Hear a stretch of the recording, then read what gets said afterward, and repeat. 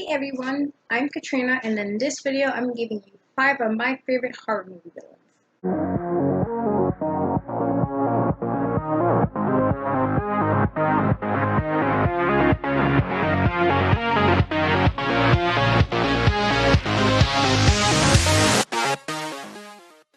Most people know that I'm more of a paranormal horror. Like, I like slasher films and I like things that might feel more on the thriller. But I feel like the reason why paranormal films are always a little more creepy is because how do you outrun something that you can't necessarily see all the time? If it's something that can go from you from place to place, how do you beat something like that?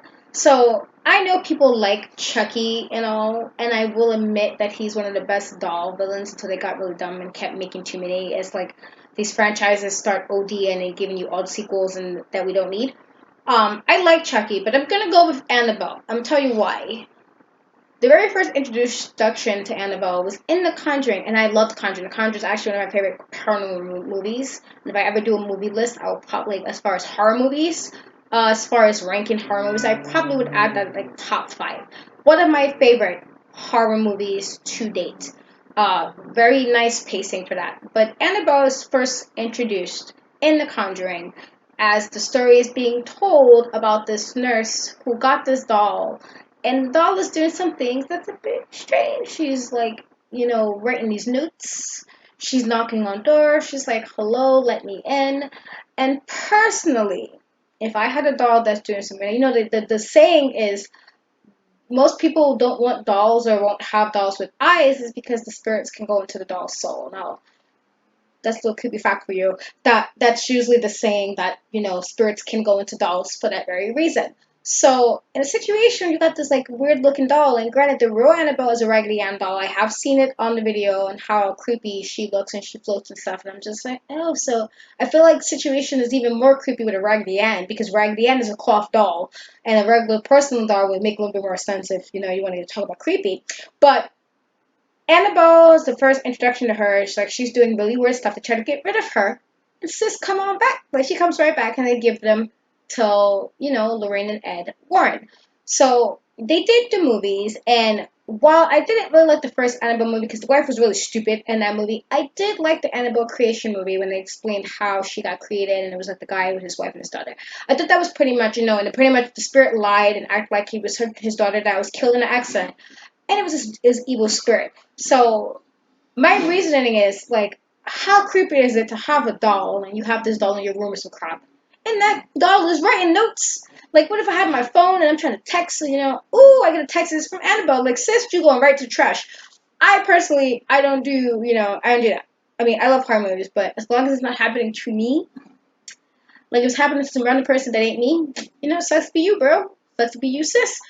But for me, no, we're not doing that. So I loved Annabelle simply for the fact that it was it's creepy. Like, you sitting there, that doll, the doll just doing all types of weird stuff. And I've seen plenty of YouTube videos where dolls are moving.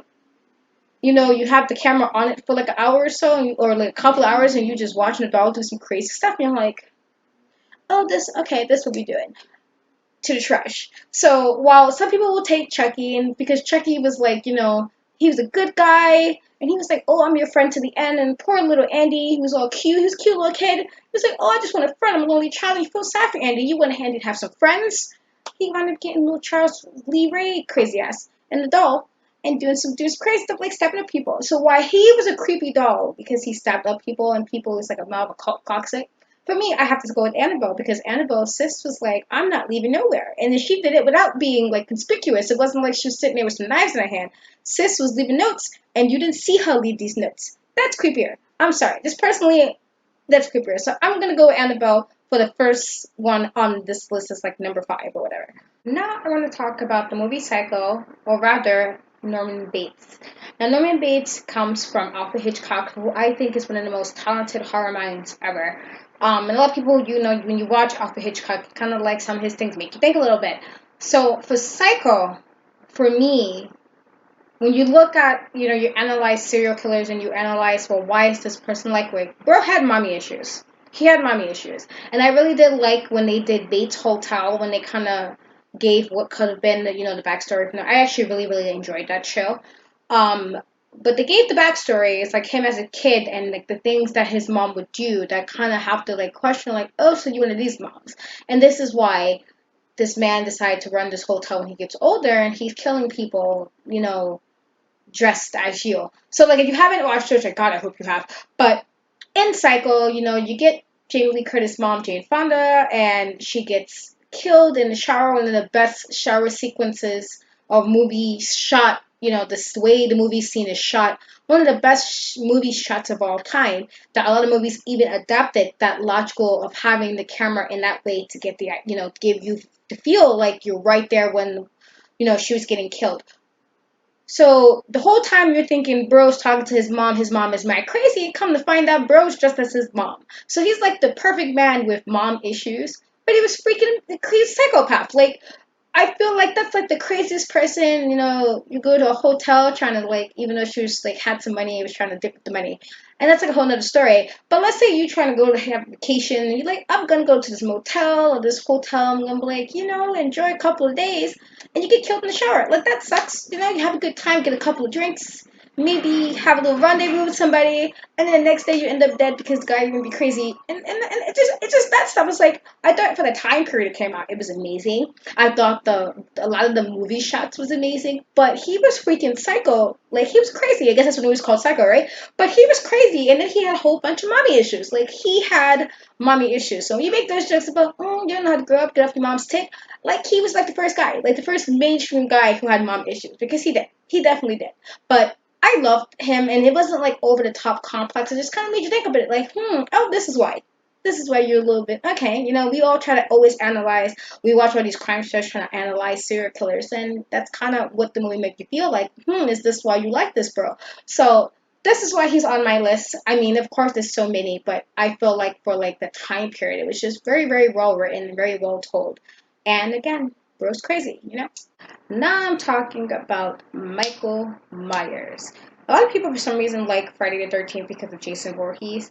And my reason is, I felt like, alright, Jason, like, what else do we need to do to kill your ass? Like, first it was your mama being crazy, and she was doing, that was the first one. Like, I think people don't realize the first, technically, Jason didn't make his appearance to number 2. His mother was the one killing the kids in the first one.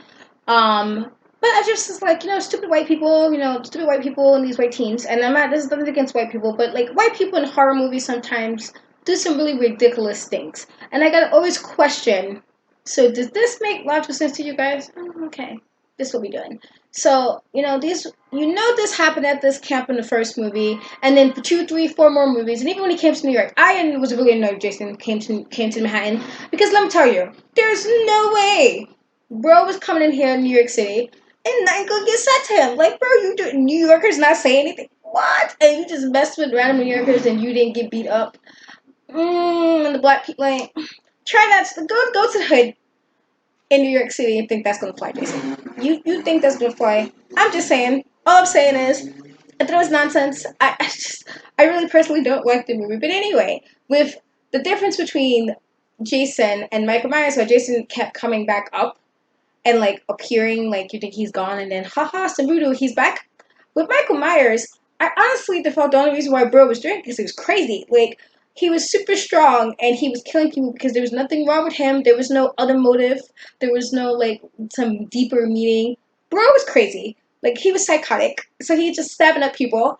And it was just like, oh, okay, I can accept that the reason why you're doing this is simply because you're crazy. Like sometimes there don't need to be this whole long reasoning behind this. Bro put on his William Shatner mask and got his construction outfit and got the stabbing.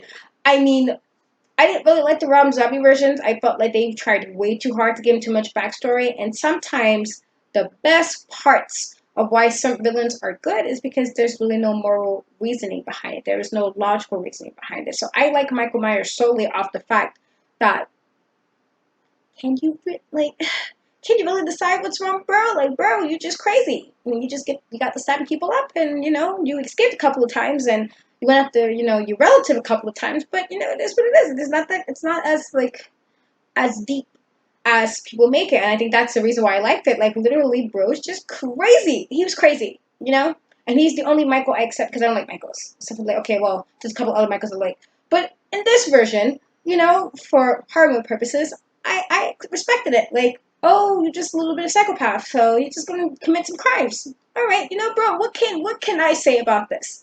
You gotta respect it. So this is why I feel like Michael Myers is pretty dope, horror movie villain. Like you kind of get in exactly what it is. Like Bruce crazy, it's fine.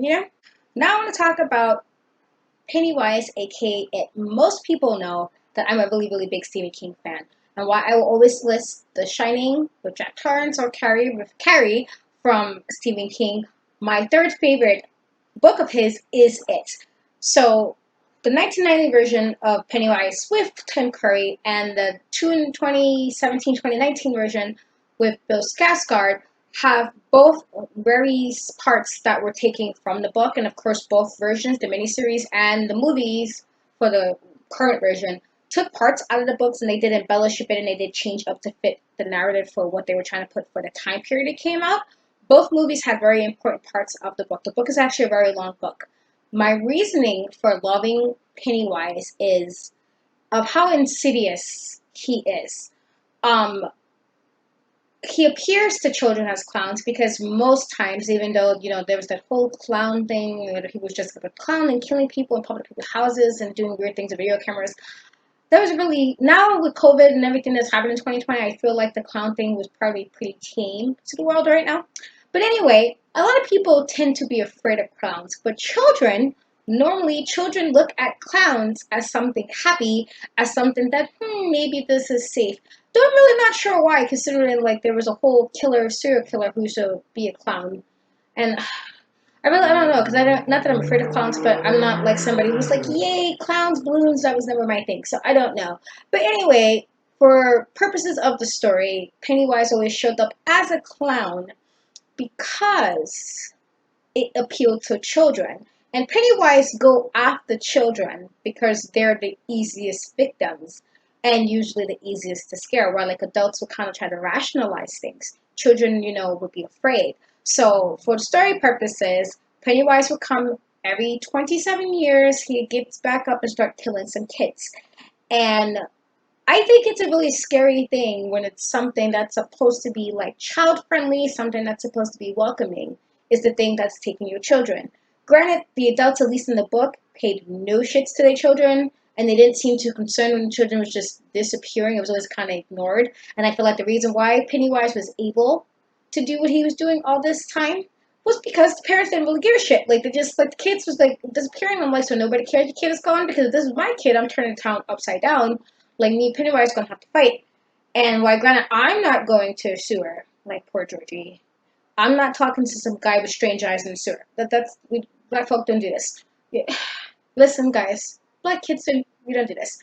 You're not talking to like our mom told us don't you talk to no stranger. She gonna give you that look, and that's it. So why I personally would have talked to anybody in the sewer in a drain or whatever, I could see how, like, maybe if a kid is very nice and like, ooh, this person should help me, you might get got, you might get eaten. So pretty much Pennywise was like a spider-like creature, even though in the book he's even more ambiguous of how many shapes he can actually take and how much damage he has done to people in the town of Derry, Maine, because Stephen King loves putting Derry, Maine, as you see. He liked putting all these stories in Derry, Maine. A lot of his stories take place there. Um, he's one of the things that was just like doing stuff for hundreds and hundreds of years. So it's crazy. But for me, the reason why I feel like he's one of the creepiest things because literally it comes off as something welcoming, something that like will welcome you in, and then he just take the kids and that's it. So that's why he's my second like favorite horror person or horror villain, I guess, on this list. Last but not least on my list, I am talking about the man with the claws for hands, Freddy Krueger from A Nightmare on Elm Street. Now, the reason why he's the most, like, I don't get scared easily, and I always tell people, like, I watch horror movies because I always be like, if this was me in a horror movie, I'm not going to be sitting here and checking nothing out. I'm not having no conversation with some random guy on my phone. Like, you call my phone with some nonsense, like, and scream, I'm hanging the phone up. We're not going to have a conversation about what my scary movie is because, bro, you're creepy. And that's an automatic phone. I'm not opening my door. I lock my doors. So I feel like in a situation, this is like a paranormal type of situation, I'll be fine. And I'm not gonna be camping in the woods. I'm not gonna be sitting there like, oh, let's have some sex in the wrong, most inconvenient moment. I'm not gonna be like, hey, let's explore and split up. Haha, no, not me. So my reasoning though for going Freddy Krueger is because Freddy Krueger is a guy that gets you in your supposed to be safest space. You're supposed to lay in your comfy bed with your 50 pillows and you snuggle up either with somebody or alone. You got that one foot out, touching the air a little bit. You got the blanket half on you. You got that fan or AC on. You ready to get your nice dreams in. And then he come in your dreams and he gets you. And while I am still very sad to this day that poor Johnny Depp, aka Glenn, in the first Nightmare on Elm Street died in the waterbed, and I'm still sad about that. I wasn't even born when like that movie came out, but every time I watched it, I'm just like, Johnny Depp didn't deserve this. Like, poor Glenn. Like every time it hurt me here, it breaks my heart. But the reason why I think he's pretty creepy and why I think he's like amazing is because literally in your safe space where you're supposed to be getting those sleep, the clouds, you're counting sheep and you sleeping, here he comes ready to like mess up your dreams. I think that's like amazing. And granted, the story behind it was literally about this place where these people were dying, in their sleep. And they would have like these really crazy nightmares, but they always died when they sleep. And I thought that was a pretty amazing thing to do a story about it. So we wanted getting one of the most like known killers of all time, which is Freddy Krueger. So why he was a bit of a creep, because he was a bit of a creep, with kids and teens and that kind of, I don't know. And I really hated the rest of the movies. Like number two is pretty good, and I thought number two did a lot especially for the LGBT community. But the rest of them, they could have kept those. I was not really a fan of the other Nightmare on Elm Streets. I was not a fan of the whole crappy crossover with Jason. I felt like even though Jason had his head, Freddy won that. We could debate that. Like he had his head and all, but Freddy was still winking and shit. So Freddy won, like as he should. So anyway, I didn't like all that, but I think Freddy Krueger is pretty dope in regards to the fact that he gets you in your sleep. That's like how you can't even be sleeping your dreams. Like you can't even sleep and get a good 8 hours in. Not that I do, but you can't even do that. I think that's pretty dope. So you guys tell me in the comments who your favorite horror movie villains is. I had to try to keep this video short because I love horror movies, so I could have been going all day about why I like what villain in what movie. And I was like, no, they don't need to hear all that. They probably like, okay, Trina, shut up. You don't stop talking. So I decided to keep it short. So you guys tell me in the comments who your favorite horror movie villains is. I will answer you. Thank you so much for watching the video, and don't forget to like, comment, subscribe. Bye.